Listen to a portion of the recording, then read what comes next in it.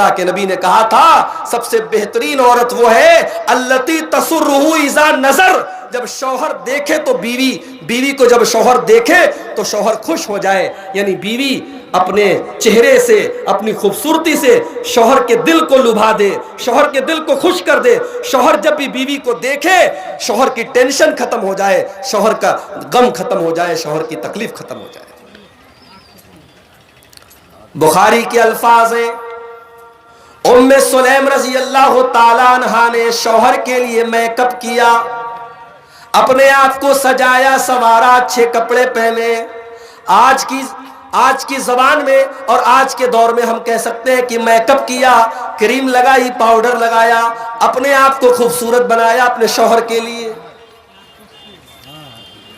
غور کرو، معصوم بچے کی لاش گھر میں رکھی ہے، چھوٹے بچے کی لاش گھر میں رکھی ہے، اور اس بچے کی ماں اپنے شوہر کے لیے میک اپ کر رہی ہے، سج رہی ہے، سنور رہی ہے۔ دونوں میاں بیوی بستر پر آئے، میاں بیوی کے درمیان ملاقات ہوئی۔ جب صبح کا وقت آیا ام سلیم نے شوہر سے کہا اجازت ہو تو ایک بات کہنا چاہتی ہوں۔ کہا بتاؤ کیا بات ہے؟ کہا یہ بتائیے کہ اگر اللہ تبارک و تعالی کسی کو، پہلے ایک سوال کا جواب دیجیے کہ اگر کوئی اپنا سامان کہیں ادھار کسی کو ادھار دے دے، عاریت کے طور پہ دے دے، امانت کے طور پہ دے دے، اور بعد میں واپس مانگے تو کیا واپس دے دینا چاہیے یا برا ماننا چاہیے؟ کہا کہ بھائی جب سامان کسی نے ادھار دیا تھا اور واپس مانگ رہا ہے تو ہمارا سامان تو تھا نہیں، اس نے ہم کو ادھار دیا تھا تو واپس مانگ رہا ہے تو دے دینا چاہیے۔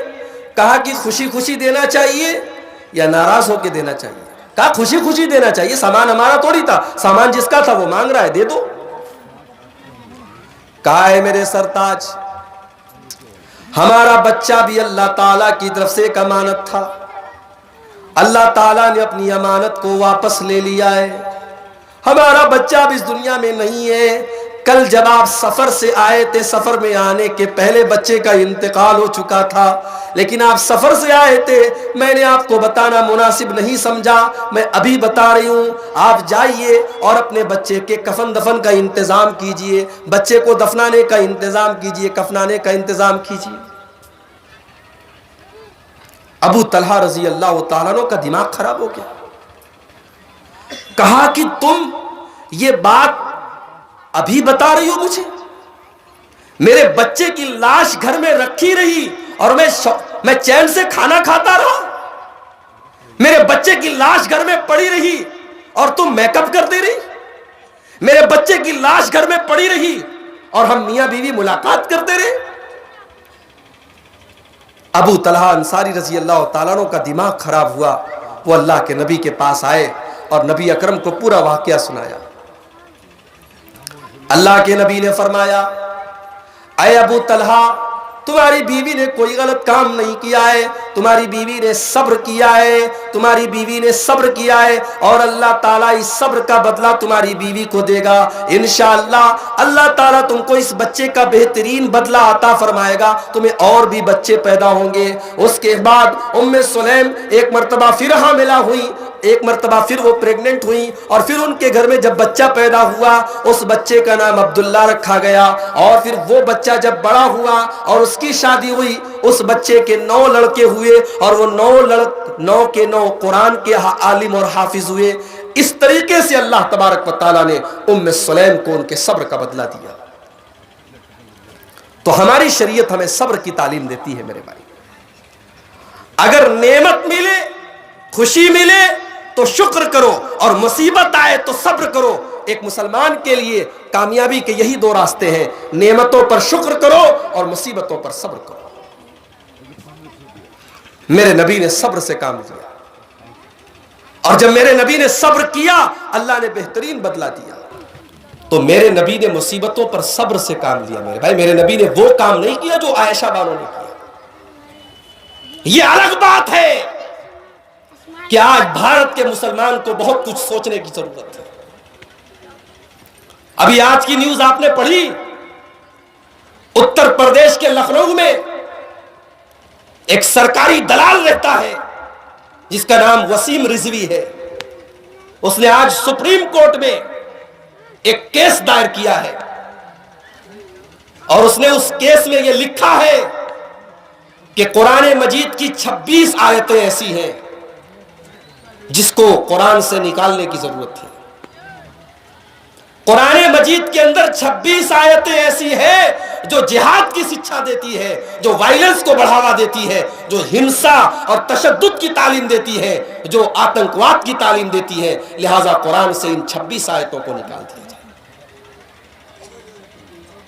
یہ کس نے کیا ہے یہ کام؟ کسی غیر مسلم نے نہیں کیا ہے. یہ اپنے آپ کو مسلمان کہنے والے وسیم رضوی نے کیا ہے.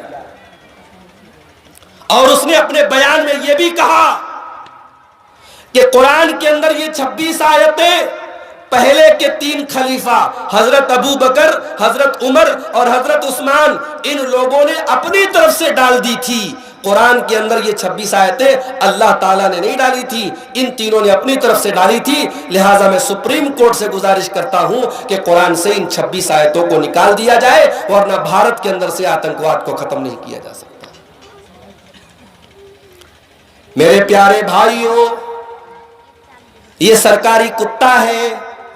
اس طریقے کی حرکتیں کر کے یہ چاہتا ہے کہ سرکار اس کے سامنے کچھ ہڈیاں پھینک دے، اس کو 2-4 ہڈیاں مل جائیں گی، کچھ دنوں تک چپ رہے گا، پھر کوئی نیا شوشہ لے کر کے اٹھے گا. مگر ہمیں ایک بات پر یقین رکھنا چاہیے، ہمارا ایمان ہے اس بات پر کہ اللہ کے قرآن کو قیامت تک بدلا نہیں جا سکتا. قرآن کے اندر 26 آیتوں کو چھوڑ دو، قرآن کے اندر ایک آیت کو بھی، اور ایک آیت تو بہت بڑی بات ہے، قرآن کے اندر ایک لفظ کو، ایک حرف کو بھی ادھر سے ادھر نہیں کیا جا سکتا. یہ کوئی عام کتاب نہیں ہے، یہ اللہ کی کتاب ہے. اور اللہ کے نبی کے دور میں بھی مکہ والوں نے یہ پیشکش کی تھی کہ اے نبی اس قرآن کو بدل دو، یہ قرآن ہمیں سمجھ میں نہیں آتا، اس قرآن کی باتیں ہمیں سمجھ میں نہیں آتی، اے نبی اس قرآن کو بدل دو. اللہ نے اپنے نبی سے کہا قُلْ مَا يَكُونُ لِي أَنْ أُبَدِّلَهُ مِنْ تِلْقَاءِ نَفْسِي.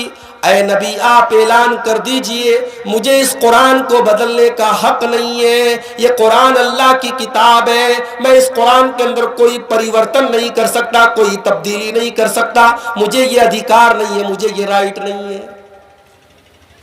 قرآن میں کوئی تبدیلی نہیں ہو سکتی. اگر کسی کو قرآن کی کسی آیت سے یہ لگتا ہے کہ قرآن آتنکواد کی تعلیم دیتا ہے، قرآن جہاد کی تعلیم دیتا ہے، قرآن لڑنے کی تعلیم دیتا ہے، تو پہلے وہ قرآن کو سمجھے. یہ اس کے دماغ کی کمی ہے، یہ قرآن کی کمی نہیں ہے. بھائی دنیا کے ہر دیش میں ایک ڈیفنس لا ہوتا ہے، ایک رچھا قانون ہوتا ہے. دنیا کا ہر دیش اپنی رچھا کرنے کے لیے فوج کو طے کرتا ہے، پولیس کا سسٹم بناتا ہے. ہم سماج میں پولیس اور فوج کے بغیر نہیں رہتے. اسلام بھی ڈیفنس کا ایک قانون بناتا ہے. اسلام یہ کہتا ہے جنگ کے میدان میں جنگ کرو، لیکن امن کے حالات میں اسلام جنگ کی تعلیم نہیں دیتا ہے. لیکن جب جنگ ہو جائے، جنگ کے حالات آ جائیں، اسلام جنگ میں یہ تعلیم دیتا ہے کہ ہاں اپنے دشمن کا مقابلہ کرو. تو قرآن میں جہاں جہاد کی آیتیں ہیں وہ یہ نہیں کہتی آپ کسی بھی غیر مسلم کو پکڑ کے اس کو قتل کر دو، آپ لوگوں کو مارو کاٹو. اسلام مارنے کاٹنے کی اجازت نہیں دیتا ہے میرے بھائی. لیکن وسیم رضوی جیسے لوگ ہیڈ لائن میں آنے کے لیے، سرخیوں میں آنے کے لیے، اخباروں میں آنے کے لیے، ٹی وی پر آنے کے لیے وہ اس قسم کے سوچے چھوڑتے ہیں. اور وسیم رضوی نے یہ کام کر دیا ہے. اب ہمارے مسلمان بھائی بیچارے پریشان ہیں. سوشل میڈیا اٹھاؤ، فیس بک اٹھاؤ، واٹس ایپ اٹھاؤ. اب آج جو ہے یہی خبر سب سے زیادہ آ رہی ہے کہ بھائی مسلمانوں کے قرآن کو سپریم کورٹ میں قرآن کو بدلنے کی بات ہو رہی ہے. کبھی اس پر ہم نے غور نہیں کیا. دن بھر میں 100 بار ہم موبائل کھولتے ہیں، واٹس ایپ کے اوپر کوئی میسج آ جائے، میسج جیسے ہی آتا ہے فوراً کھول کے دیکھتے ہیں کہ دیکھیں ہمارے دوست نے کیا میسج کیا ہے. میرے پیارے بھائیوں، یہ قرآن بھی تو اللہ تعالیٰ کا میسج ہے. جو آج سے 1400 سال پہلے رمضان کے مہینے میں اتارا گیا تھا. شہر رمضان الذی انزل فیہ القرآن، یہ رمضان کا مہینہ، یہ قرآن رمضان کے مہینے میں اتارا گیا ہے. ھدی للناس، یہ لوگوں کو ہدایت دیتا ہے، یہ لوگوں کو مارگدرشن کرتا ہے، یہ لوگوں کو صحیح راستہ دکھاتا ہے. یہ اللہ کا میسج ہے، یہ اللہ کا پیغام ہے. ہم نے اس قرآن کو کتنی بار کھول کے دیکھا، ہم نے اس قرآن کو کتنی بار پڑھا. ہاں مولوی صاحب رمضان کا مہینہ آنے والا ہے، رمضان میں تراویح کی نماز میں ہم پورا قرآن سن لیتے. بس ایک بار ہم تراویح کی نماز، وہ بھی سب نہیں پڑھتے، جس کو اللہ تعالیٰ توفیق دیتا ہے وہ تراویح کی نماز میں بس قرآن، پورا قرآن امام صاحب سے، حافظ صاحب سے سن لیتا ہے. بس اتنا ہم قرآن کے ساتھ سلوک کرتے ہیں. باقی سال بھر قرآن کو لپیٹ کر کے الماری میں رکھ دیتے ہیں. قرآن کو پڑھنے کی ہمیں فرصت نہیں ہے میرے بھائی. اللہ کے نبی نے کہا تھا، اسی قرآن کے ذریعے اللہ عزت بھی دیکھا اور اسی قرآن کے ذریعے اللہ ذلیل بھی کرے گا. قرآن کو چھوڑو گے، قرآن پر عمل نہیں کرو گے، قرآن کو لپیٹ کر رکھ دو گے تو اللہ تعالیٰ ذلیل کرے گا. آج ہم دنیا میں ذلیل ہیں اس لیے کہ ہم نے قرآن کو چھوڑ دیا ہے میرے پیارے بھائی. تو قرآن کو پڑھو، اپنے بچوں کو قرآن کا حافظ بناؤ. آج عائشہ بانو نے قرآن پڑھا ہوتا وہ خودکشی نہ کرتی، وہ آتم ہتیا نہ کرتی. اس نے قرآن پڑھا ہوتا تو قرآن میں میرا رب کہتا ہے وَلَا تُلْقُوا بِأَيْدِيكُمْ إِلَى التَّهْلُكَةِ، اپنے آپ کو ہلاک نہ کرو، آتم ہتیا نہ کرو، اپنے آپ کو قتل نہ کرو. اگر عائشہ بانو نے قرآن پڑھا ہوتا تو اس نے خودکشی نہ کی ہوتی، اس نے اپنے آپ کو قتل نہ کیا ہوتا. اور ہماری وہ بہن جہیز کی وجہ سے دنیا سے چلی گئی. ہم لوگ ماشاءاللہ یہاں جتنے لوگ بیٹھے سب اہل حدیث لوگ ہیں، سب قرآن حدیث پہ چلنے والے لوگ ہیں، سب سینے پر ہاتھ باندھنے والے لوگ ہیں، سب آمین زور سے بولنے والے لوگ ہیں، سب رفع یدین کرنے والے لوگ ہیں. مگر ابھی میں ہاتھ اٹھا کر کے پوچھوں کہ بتاؤ آپ شادی میں جہیز کا لین دین کرتے ہو کہ نہیں کرتے؟ اگر میں پوچھوں سب کی گردن جھک جائے گی. ہاں مولوی صاحب ہمارے یہاں تو جہیز لیا جاتا ہے، دیا جاتا ہے. نمازی بھی لے رہا ہے، بے نمازی بھی لے رہا ہے، عالم بھی لے رہا ہے، جاہل بھی لے رہا ہے، برا بھی لے رہا ہے، نیک بھی لے رہا ہے، سب لے رہے ہیں جہیز. حالات تو یہ ہے کہ غریب باپ بیچارہ جس کی 2-3 لڑکیاں ہوں وہ بیچارہ اپنی عمر کے پہلے بوڑھا ہو جاتا ہے، اس کے بال پکنے لگتے ہیں، اس کے چہرے پر جھریاں آنے لگتی ہیں. اس کو یہ چنتا کھاتی ہے کہ میں اپنی بیٹیوں کی شادی کیسے کروں گا. میرے پیارے بھائیوں، عائشہ بانو تو چلی گئی، وہ ہمیں اور آپ کو یہ سبق سکھا کر کے گئی ہے کہ اگر ہم نے سماج کا سسٹم نہیں بدلا، اگر ہم نے جہیز کو ختم نہیں کیا تو نہ جانے کتنی عائشہ بانو اسی طریقے سے مرتی رہیں گی، ہماری کتنی بہنیں اس دنیا سے جاتی رہیں گی اور جان دیتی رہیں گی. ہم نے بیٹی کو بوجھ بنا دیا. لڑکی پیدا ہوتی ہے باپ کی پیشانی پر سلوٹیں آ جاتی ہے، ارے یار یہ کون سی مصیبت میرے گھر میں آ گئی، اب اس کی شادی کرنا پڑے گا، اس کے جہیز کا انتظام کرنا پڑے گا. بیٹی گھر میں آئی، باپ ٹینشن میں آ گیا، ماں ٹینشن میں آ گئی. بیٹا گھر میں آیا، باپ خوش ہو گیا، بیٹا خوش ہو گیا، یہ بڑا ہو کے کمائے گا، یہ میرا سہارا بنے گا. اور بیٹی تو بوجھ بن گئی ہے. میرے پیارے بھائیوں، اگر یہ بیٹی بوجھ ہوتی تو اللہ تعالیٰ اپنے نبی کو 4 بیٹیاں نہ دیتا. اللہ نے اپنے نبی کو 4 بیٹیاں دی، اور میرے نبی نے اپنی بیٹیوں کو بہت پیار دیا ہے. میرے نبی اپنی بیٹیوں سے بہت پیار کرتے تھے. آج کتنے لوگ ہیں بیٹوں سے بہت پیار کرتے ہیں لیکن بیٹیوں سے کبھی پیار سے بات نہیں کرتے، کبھی بیٹیوں کو پیار کی نظروں سے نہیں دیکھتے. میرے پیارے بھائیوں، میرے نبی اپنی بیٹیوں سے بڑا پیار کیا کرتے تھے. میرے نبی نے اپنی بیٹیوں کی آنکھ میں کبھی آنسو نہیں دیکھا. غزوہ احد کا موقع ہے، غزوہ بدر کا موقع ہے. بدر کی لڑائی میں اللہ کے نبی کی بڑی بیٹی حضرت زینب کے جو شوہر تھے جن کا نام ابو العاص تھا، وہ مسلمانوں کے خلاف لڑائی کے میدان میں آئے تھے۔ حالانکہ وہ اسلام کے دشمن نہیں تھے، مگر ابھی مسلمان نہیں ہوئے تھے، اپنے خاندان کی وجہ سے وہ بھی لڑائی کے میدان میں آ گئے تھے۔ جب جنگ ختم ہو گئی تو قیدیوں کے اندر حضرت ابو العاص بھی گرفتار ہو کر کے آئے۔ ابھی یہ حضرت ابو العاص نہیں ہے، ابھی مسلمان نہیں ہوئے تھے، کافر تھے، وہ گرفتار ہو کر کے لائے گئے۔ اب کافروں نے کیا کام کیا؟ اپنے اپنے قیدیوں کو چھڑانے کے لیے وہ مکہ سے مدینہ آئے، کوئی پیسہ لے کر کے آیا، کوئی اناج لے کر کے آیا، کوئی زیور لے کر کے آیا، اپنے اپنے قیدیوں کو چھڑانے کی قیمت لے کر کے آیا۔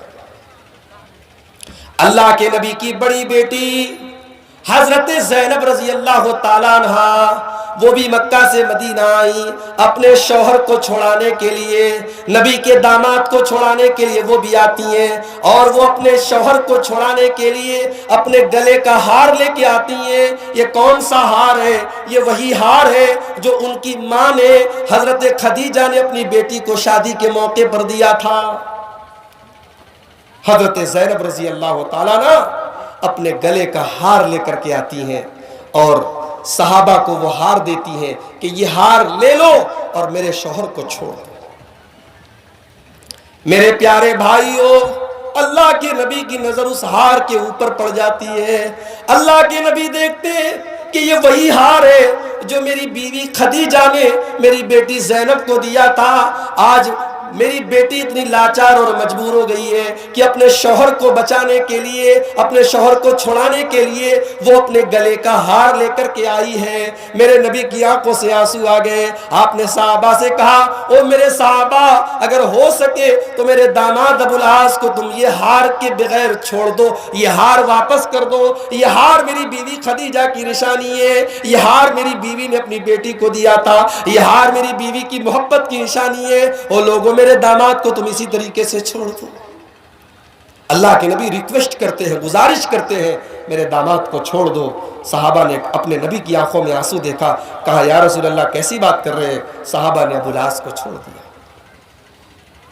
تو میرے نبی تو اپنی بیٹیوں سے بہت پیار کرتے تھے میرے بھائی، اپنی بیٹیوں کی آنکھ میں میرے نبی کبھی آنسو نہیں دیکھتے تھے۔ میرے نبی کی سب سے چھوٹی بیٹی تھی حضرت فاطمہ رضی اللہ تعالیٰ عنہ۔ شادی کے بعد بھی جب حضرت فاطمہ اپنے مائکے آتی تھیں، اللہ کے نبی کے گھر میں آتی تھیں، بخاری کے الفاظ ہے اللہ کے نبی کھڑے ہو جاتے تھے۔ آج تو ہم میں سے کتنے بد نصیب ہیں جو بیٹیوں سے پیار سے بات نہیں کرتے، بیٹیاں گھر میں آتی ہیں بیٹیوں سے بولتے تک نہیں ہیں، بیٹیوں کو محبت سے دیکھتے تک نہیں ہیں۔ میرے نبی اپنی بیٹی فاطمہ کے استقبال میں کھڑے ہو جاتے تھے، ہائے ہائے میری بیٹی فاطمہ آئی ہے۔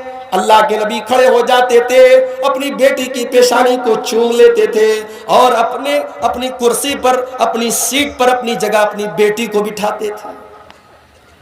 میرے نبی نے تو بیٹیوں کو پیار دیا ہے، لیکن میرے پیارے بھائیوں، ہم نے اس جہیز کی رسم کی وجہ سے اپنی بیٹیوں کو بوجھ بنا دیا ہے۔ آج بیٹیاں سماج میں بوجھ بن گئی ہیں، اور جب ہم بیٹیوں کی شادی کرتے ہیں تو یہ احساس ہوتا ہے کہ ہم بہت بڑا بوجھ اتار رہے ہیں، بہت بڑا بوجھ اپنے سینے سے اتار رہے ہیں۔ اس جہیز کی رسم کو ختم کرو میرے بھائی، یہ جہیز بہت ساری جانیں لے چکا ہے، اب جاگ جاؤ، اب اپنے اندر غیرت پیدا کرو اور اس جہیز کو ختم کرو۔ بہت بڑا اردو کا شاعر تھا میر تقی میر،